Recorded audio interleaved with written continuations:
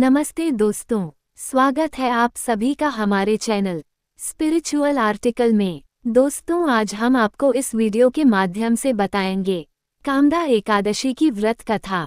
होगी सभी मनोकामनाओं की पूर्ति। वीडियो पसंद आए तो लाइक शेयर जरूर करें और इसी प्रकार के तथ्यों मंत्रों के लिए हमारे चैनल को सब्सक्राइब जरूर करिएगा। पौराणिक मान्यताओं के अनुसार चैत्र शुक्ल पक्ष की एकादशी को समस्त पापों का नाश करने वाली एवं सर्व मनोकामना सिद्ध करने वाली माना जाता है।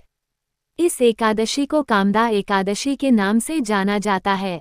इस तिथि पर भगवान विष्णु की उपासना करने और व्रत कथा सुनने मात्र से जातक की हर इच्छा पूर्ण होती है। हम आपसे रिक्वेस्ट करते हैं, वीडियो को अंत तक जरूर देखें। कथा प्राचीन काल की बात है। एक नगर था भोगीपुर। इस नगर में पुंडरीक नामक राजा राज्य करता था। पुंडरीक के शासनकाल में ये राज्य सभी प्रकार के ऐश्वर्य व वैभव से संपन्न था। इस नगर में अनेक अप्सराएं, किन्नर और गंधर्व रहते थे। ललिता और ललित नाम के गंधर्व दंपत्ति भी उनमें से एक थे। इन दोनों पति पत्नी में आपस में इतना गहरा प्रेम था कि यदि दोनों क्षण भर के लिए अलग होते तो व्याकुल हो उठते। एक बार राजा पुंडरीक की सभा में ललित का गायन चल रहा था। जब ललित सुर लगा रहा था तभी अचानक उसे अपनी प्रियतमा ललिता का स्मरण हुआ, जिससे वो व्याकुल हो उठा। इससे गायन के दौरान लय में त्रुटि हो गई। तभी कर्कट नाम के नाग ने ललित की मनोदशा भांप ली और राजा पुंडरीक को गायन में त्रुटि होने का कारण बताया। ये सुनकर राजा कुपित हो उठा और बोला, अरे मूर्ख, तू मेरे सम्मुख होकर अपनी स्त्री का ध्यान कर रहा है। जा, अपने इस कर्म का फल भोग। मैं तुझे राक्षस योनि में जाने का श्राप देता हूँ। राजा के श्राप के परिणाम स्वरूप ललित उसी क्षण महाकाय राक्षस बन गया।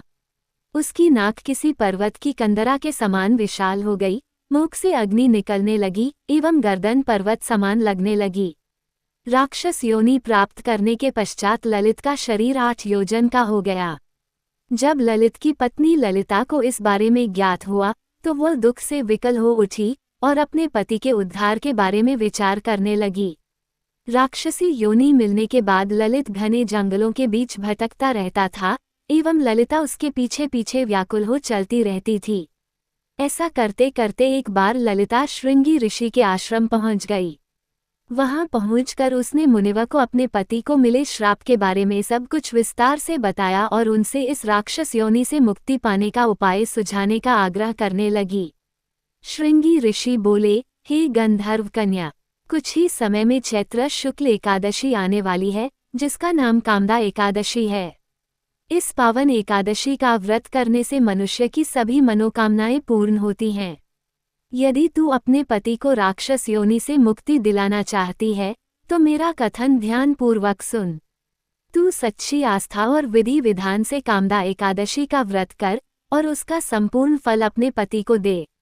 इससे राजा के श्राप का प्रभाव नष्ट हो जाएगा और तेरा पति असुर योनि से मुक्त हो जाएगा।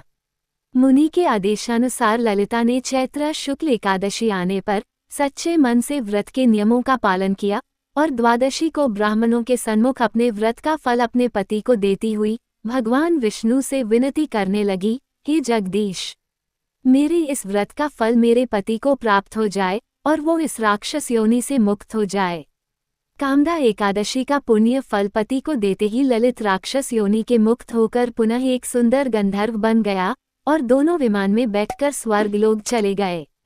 इस प्रकार के अनमोल मंत्रों और तथ्यों की जानकारी के लिए देखें हमारे चैनल स्पिरिचुअल आर्टिकल को। वीडियो पसंद आए तो लाइक शेयर जरूर करिएगा और चैनल को सब्सक्राइब करना ना भूलें। अपना कीमती समय देने के लिए धन्यवाद।